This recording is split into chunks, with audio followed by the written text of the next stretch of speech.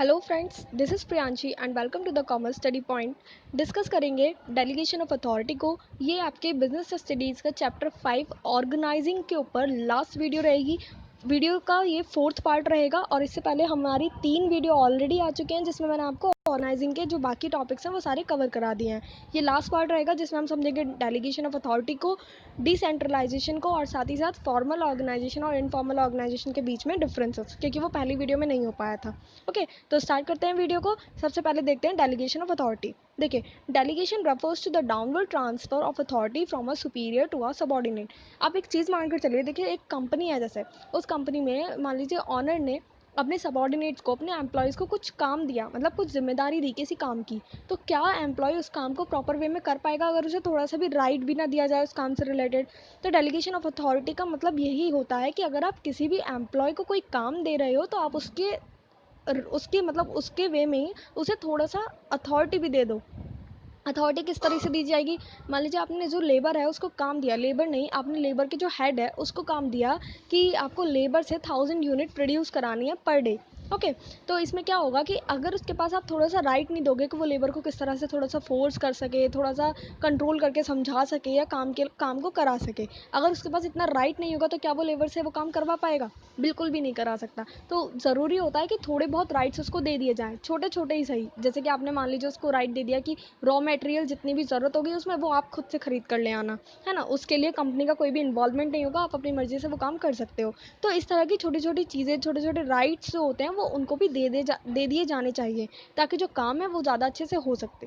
ठीक है? तो ये होता है डेलीगेशन ऑफ अथॉरिटी। और एक चीज़ और आती है इसमें कि मान लीजिए अगर आपने किसी भी मतलब कंपनी में ये चीज़ नहीं फॉलो की जा रही है, अथॉरिटी नहीं दी जा रही है, तो फिर जो कंपनी के ओनर हैं वो अपने एम्प्लॉयज़ से, अपने सबऑर्डिनेट से इस चीज़ की डिमांड भी नहीं कर सकते कि वो उन्हें 100% रिजल्ट क्यों नहीं दे रहे हैं, क्योंकि ये चीज़ नॉर्मल सी बात है, जब उनके पास राइट नहीं होगा तो वो 100% रिजल्ट दे ही नहीं पाएंगे।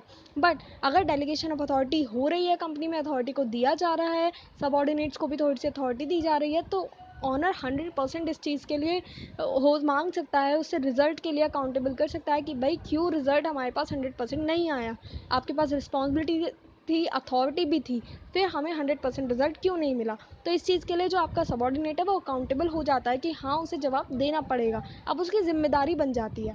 ठीक है, तो ये होता है डेलीगेशन ऑफ अथॉरिटी। ओके, आगे देख लेते हैं डेलीगेशन ऑफ अथॉरिटी के एलिमेंट्स। देखिए, डेलीगेशन ऑफ अथॉरिटी के अंदर 3 चीज़ें आपने पढ़ी, रिस्पॉन्सिबिलिटी, अथॉरिटी एंड अकाउंटेबिलिटी। इन ये जो 3 चीज़ें थी, यही वर्ड्स मैं अभी आपको ऊपर बोल रही थी। अब इन्हीं वर्ड्स को मैं आपको एक्सप्लेन कर देती हूँ कि क्या होते हैं। यही होते हैं इसके एलिमेंट्स। ओके, तो फर्स्ट होता है हमारा रिस्पॉन्सिबिलिटी। रिस्पॉन्सिबिलिटी क्या होता है? It means the work assign to an individual, मतलब जो भी काम किसी इंडिविजुअल को दिया जा रहा है वो क्या है? रिस्पॉन्सिबिलिटी है। चाहे वो फिजिकल हो या फिर मेंटल एक्टिविटी हो, वो कोई सी किसी भी टाइप की एक्टिविटीज़ हो, वो क्या कहलाएगी? आपकी रिस्पॉन्सिबिलिटी कहलाएगी, जो भी कोई एम्प्लॉय परफॉर्म कर रहा है ना, अपने पोजीशन पर बैठकर, मतलब जिसको जिस पोजीशन पर रखा गया है उसी अकॉर्डिंगली उसको वहाँ की रिस्पॉन्सिबिलिटी दी जाती है, जिम्मेदारी दी जाती है किसी काम को करने की, जो आपकी रिस्पॉन्सिबिलिटी कहलाती है। ओके, नेक्स्ट है अथॉरिटी। अथॉरिटी क्या होता है? देखिए, it means power to take decision, मतलब आप उसे थोड़े से पावर दे देते हो डिसीजंस लेने का, चाहे वो छोटा ही क्यों ना हो, आपने उसे रॉ मटेरियल तक लाने का ही क्यों ना दिया हो, तो ये भी बहुत बड़ी बात हो जाती है एक सबऑर्डिनेट के लिए। ओके, तो इस तरह के छोटे छोटे अथॉरिटी देना बहुत ज़्यादा ज़रूरी हो जाता है हर एक एम्प्लॉयज़ को, है ना? इसके साथ क्या होता है कि जो एम्प्लॉयज़ है अब वो रिस्पॉन्सिबिलिटी के साथ वर्क कर सकता है, अपनी रिस्पॉन्सिबिलिटी को समझेगा। ओके, अकाउंटेबिलिटी क्या हो जाता है? Mean subordinate will be answerable. अब क्या है, अगर आप अथॉरिटी दे रहे हैं किसी भी कंपनी में किसी भी एम्प्लॉयज़ को, तो अब जो आपके सबॉर्डिनेट है वो आंसरेबल हैं। अगर वो आपको 100% रिजल्ट नहीं दे रहे हैं तो उनको आंसर करना पड़ेगा आपको कि वो क्यों नहीं दे रहे हैं। नॉन कॉम्प्लीशन ऑफ टास्क, मतलब जो टास्क उन्होंने पूरा नहीं किया वो क्यों नहीं किया, तो आप उससे 100% रिजल्ट मांग सकते हैं। ओके, नेक्स्ट हम टॉपिक पढ़ लेते हैं, वो आता है आपका इंपॉर्टेंस ऑफ डेलीगेशन। एक एक करके सारे पॉइंट्स को समझेंगे। फर्स्ट है इफेक्टिव मैनेजमेंट। देखिए, अगर किसी कंपनी में डेलीगेशन ऑफ अथॉरिटी, यानी कि अथॉरिटी को डेलीगेट किया जा रहा है, एम्प्लॉयज़ को दी जा रही है, तो वहाँ का जो मैनेजमेंट है वो हमेशा इफेक्टिव रहता है। क्यों रहेगा? क्योंकि जो वहाँ के सबऑर्डिनेट है उनको लगता है कि हमें प्रायोरिटी दी जा रही है, हमें भी कंपनी के अंदर कुछ माना जा रहा है, ऑनर्स हमें भी कुछ समझ रहे हैं, तो इस तरह से जो वहाँ का मैनेजमेंट है वो बहुत ज़्यादा इफेक्टिव बन सकता है। ओके, सेकंड पॉइंट आपका आ जाता है एम्प्लॉय डेवलपमेंट। जिस भी कंपनी के अंदर अथॉरिटी को डेलीगेट किया जा रहा है, सबऑर्डिनेट्स को अथॉरिटी को दिया जा रहा है, तो वहाँ के जो एम्प्लॉयज़ हैं उनका डेवलपमेंट हो जाता है। किस तरह से होगा, क्योंकि देखिए अगर जो एम्प्लॉय है उनके पास कोई अथॉरिटी नहीं है, तो जो एम्प्लॉयज़ के अंदर की हिडन पोटेंशियल होती है ना, हिडन एबिलिटी होती है, जो वो बाहर दिखाने से डरते हैं, वो सोचते हैं कि पता नहीं हमारा सजेशन अगर हम देंगे तो कहीं बॉस गुस्सा ना हो जाए, नाराज़ ना हो जाए, तो इस तरह की चीज़ों के डर वो ख़त्म हो जाते हैं अगर उनको अथॉरिटी दी जाती है। वो अपने सजेशंस दे सकते हैं और कई बार उनके सजेशन अच्छे भी होते हैं। तो ये होता है एम्प्लॉय का डेवलपमेंट, तो वहाँ पर उनका डेवलपमेंट ईजिली हो पाता है, वो नए नए चैलेंजेस को ईजिली एक्सेप्ट भी कर सकते हैं। ठीक, थर्ड पॉइंट आपका आ जाता है मोटिवेशन ऑफ एम्प्लॉयज़। देखिए मोटिवेशन आप लोगों ने पढ़ा है कि मोटिवेशन दो तरह की चीज़ों से दिया जाता है, एक तो क्या इंसेंटिव और एक नॉन इंसेंटिव। इंसेंटिव मतलब जो आपने उन्हें मान लीजिए मनी के थ्रू दे दिया, नॉन इंसेंटिव हो गया आपने उन्हें ऐसे ही मोटिवेट कर दिया अपनी बातों से या अपने किसी काम से, है ना, इस तरह से जब आप उन्हें मोटिवेट कर देते हैं तो वो होता है नॉन इंसेंटिव। तो नॉन इंसेंटिव के अंदर ही ये वाला भी आ जाता है कि अगर आप उन्हें अथॉरिटी दे रहे हैं तो आप उन्हें नॉन इंसेंटिव के थ्रू मोटिवेट भी कर रहे हैं, तो अब जो एम्प्लॉय है उसको अच्छा फील होने लगता है। वो वही है कि वो चैलेंजेस को एक्सेप्ट करने लगेगा अगर उनको अथॉरिटी मिल रही है किसी भी काम को करने की। तो यहाँ पर क्या होता है कि एम्प्लॉयज़ के अंदर मोटिवेशन भी आ जाता है। नेक्स्ट पॉइंट है फैसिलिटेशन ऑफ ग्रोथ। ग्रोथ तो अपने आप ही होगी जब किसी भी कंपनी के अंदर सब लोग मिलकर डिसीजन ले रहे होंगे, सबको अथॉरिटीज़ होंगी काम को करने की, तो सब लोग नए नए चैलेंजेस को एक्सेप्ट करेंगे, है ना, नए नए प्रोजेक्ट्स पर, नई पोजीशंस पर वर्क करना चाहेंगे। लेबर है जो आपके एम्प्लॉयज़ हैं उनकी स्किल बढ़ेगी, तो कहीं ना कहीं आपके ऑर्गेनाइजेशन का तो ग्रोथ अपने आप ही हो जाएगा, है ना। तो ये यहाँ पर आपको ये बताया गया है। फिर आता है basis of management hierarchy. Basis of management hierarchy का मतलब है कि जो अगर किसी भी कंपनी के अंदर अथॉरिटी को डेलीगेट किया जाता है तो वहाँ के जो सुपीरियर और जो सबऑर्डिनेट, यानी कि जो आपके ऑनर और जो आपके एम्प्लॉयज़ हैं उनके बीच का जो रिलेशनशिप होता है वो बहुत ज़्यादा अच्छा हो जाता है। वो लोग आपस में कोऑर्डिनेट करके वर्क कर सकते हैं, वो लोग एक दूसरे की प्रॉब्लम्स को समझने लगते हैं। तो ये क्या होता है कि जो डेलीगेशन ऑफ अथॉरिटी है वो कहीं ना कहीं उनके रिलेशनशिप को स्ट्रॉन्ग बना देता है। ओके, नेक्स्ट पॉइंट है बेटर कोऑर्डिनेशन। वही जो मैंने आपको ऊपर भी बताया कि दोनों लोग मतलब जो आपके ऑनर और जो आपके एम्प्लॉयज़ है वो लोग आपस में कोऑर्डिनेट करके आप वर्क कर सकते हैं अगर उनको अथॉरिटी डेलीगेट की जाएगी, क्योंकि एम्प्लॉयज़ को भी लगेगा कि हमें प्रायोरिटी मिल रही है और ऑनर भी कहीं ना कहीं उनसे अकाउंटेबल हो सकते हैं, उनसे मांग सकते हैं कि भाई रिजल्ट दो। तो मतलब दोनों लोग ही एक दूसरे के साथ कोऑर्डिनेट करके वर्क करते हैं, ओके, जिससे पूरी ऑर्गेनाइजेशन का ग्रोथ होता है। तो ये थी importance of delegation of authority, जिसमें हमने 6 पॉइंट पढ़े। Effective management, employees development, motivation of employees, facilitation of growth, basis of management hierarchy, better coordination. Okay, next topic आपका आ जाता है डिसेंट्रलाइजेशन। देखिए अब हमने एक टॉपिक पढ़ लिया डेलीगेशन ऑफ अथॉरिटी, यानी कि एम्प्लॉयज़ को अथॉरिटी देना, लेकिन डिसेंट्रलाइजेशन हमें बताता है कि अथॉरिटी को किस तरह से देना है, किस लिमिट में देना है। मतलब जो आपके लोअर लेवल ऑफ मैनेजमेंट है, जो आपका मिडिल लेवल ऑफ मैनेजमेंट है और जो आपका टॉप लेवल ऑफ मैनेजमेंट है, तीनों का काम अलग है, तीनों की पोजीशंस अलग है, तीनों की स्किल्स अलग हैं। अगर आप उनको सेम अथॉरिटी दे दोगे, मतलब जो टॉप लेवल पर है मतलब पॉलिसीज़ बनाना, रूल्स बनाना, वही अथॉरिटी अगर लोअर लेवल को दे दी जाए तो क्या ये चीज़ सही होगी? बिल्कुल भी नहीं होगी। ग्रोथ आप सोचकर चलोगे कंपनी की, लेकिन वो ग्रोथ की जगह उल्टा डाउन चला जाएगा। तो डिसेंट्रलाइजेशन हमें बताता है कि डेलीगेशन करना ज़रूरी है, अथॉरिटी को डेलीगेट करना ज़रूरी है हर लेवल ऑफ मैनेजमेंट पे, लेकिन किस लिमिट में, मतलब आप जिस लिमिट में जो पर्सन है आप उसको उसी अकॉर्डिंग अथॉरिटी भी दीजिए। तो ये हमें डिसेंट्रलाइजेशन बताता है। एक बार इसकी इंपॉर्टेंस को समझ लेते हैं एक एक करके।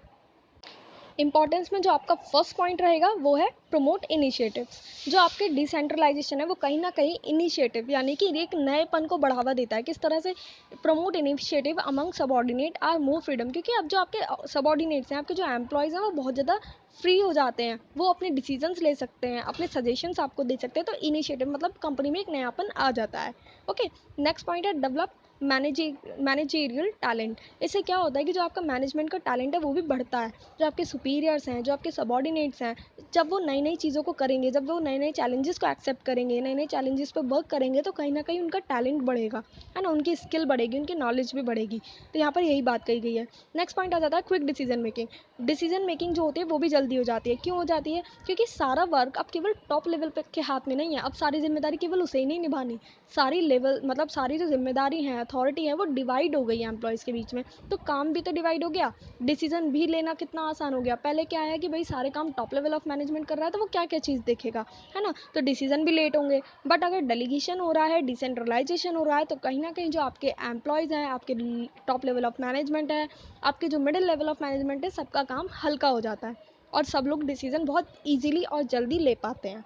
ओके, नेक्स्ट पॉइंट आपका आ जाता है relief to the top level management. जो टॉप लेवल मैनेजमेंट है उसको रिलीफ मिल जाता है। उसको रिलीफ कैसे मिलेगा? देखिए, अब जो सारा काम है वो टॉप लेवल ऑफ मैनेजमेंट को नहीं संभालना। मैंने आपको ऊपर भी ये चीज़ बताई कि काम जो है अब वो डिवाइड हो गया, अथॉरिटी जो है वो डिवाइड हो गई, तो टॉप लेवल ऑफ मैनेजमेंट अब अपना फोकस किसी और काम पर भी लगा सकता है, तो उसको भी कहीं ना कहीं थोड़ा सा रिलीफ मिल जाता है डेलीगेशन की वजह से, डिसेंट्रलाइजेशन की वजह से। ओके, नेक्स्ट पॉइंट आपका आ जाता है फैसिलिटेट ग्रोथ। ग्रोथ तो अपने आप ही होती है कि जब किसी भी कंपनी में डिसेंट्रलाइजेशन होगी, आप लोगों को पता होगा कि भाई लोअर लेवल को कितनी अथॉरिटी देनी है, किस लिमिट में देनी है, और अथॉरिटी दी जा रही है तो जो लोअर लेवल ऑफ मैनेजमेंट है उसका ग्रोथ होने लगता है, और जब लोअर लेवल ऑफ मैनेजमेंट का ग्रोथ होगा तो हमारी कंपनी का ऑटोमेटिकली ग्रोथ होता है, क्योंकि ये चीज़ तो आप लोग को सबको माननी पड़ेगी कि लोअर लेवल पे डिपेंड करती हैं सारी चीज़ें। वो लेबर है हमारी, लेबर किस तरह से काम कर रही है बहुत ज़्यादा इंपॉर्टेंट है। अगर लेबर ठीक से काम नहीं करेगी तो किसी भी कंपनी की ग्रोथ पॉसिबल ही नहीं है ना। नेक्स्ट पॉइंट आता है लास्ट चाहिए हमारा बेटर कंट्रोल। बेटर कंट्रोल मतलब क्या है? In order to evaluate the performance of decentralised unit, मतलब अगर आप परफॉर्मेंस को इवेलुएट करना चाह रहे हो, मतलब देखना चाह रहे हो कि आपकी जो परफॉर्मेंस है, आपकी कंपनी की परफॉर्मेंस किस तरह से रही है, तो इसमें क्या होता है कि कई बार सीसीटीवीज वगैरह लग जाते हैं, तो इससे क्या हो जाता है, मतलब एक राइट आपने दे दिया, अथॉरिटी दे दी, उसके लिए एक अलग पर्सन को आपने ऑथराइज कर लिया, उसको अपॉइंट कर लिया और सीसीटीवीज वगैरह सारे में लगा दिए, जिसका काम केवल यही चेक करना है आपको। आपने उसे उतनी अथॉरिटी दे दी कि तुम्हें केवल यही काम करना है ना। तो इससे क्या होगा कि बेटर कंट्रोल आप कर पाओगे। अब आपको सब चीज़ों पर नज़र रखने की ज़रूरत नहीं है, केवल टॉप लेवल ऑफ मैनेजमेंट को सारी चीज़ों पर नज़र रखने की ज़रूरत नहीं है कि सब लोग अपना काम ठीक से कर रहे हैं या नहीं कर रहे हैं, ये चीज़ें अपने आप हो जाती हैं फिर। ठीक है, तो यही था डिसेंट्रलाइजेशन के एडवांटेजेस या फिर इंपॉर्टेंस भी आप कह सकते हो। एक लास्ट टॉपिक बच जाता है, difference between formal organisation and informal organisation. एक बार वो और समझ लेते हैं।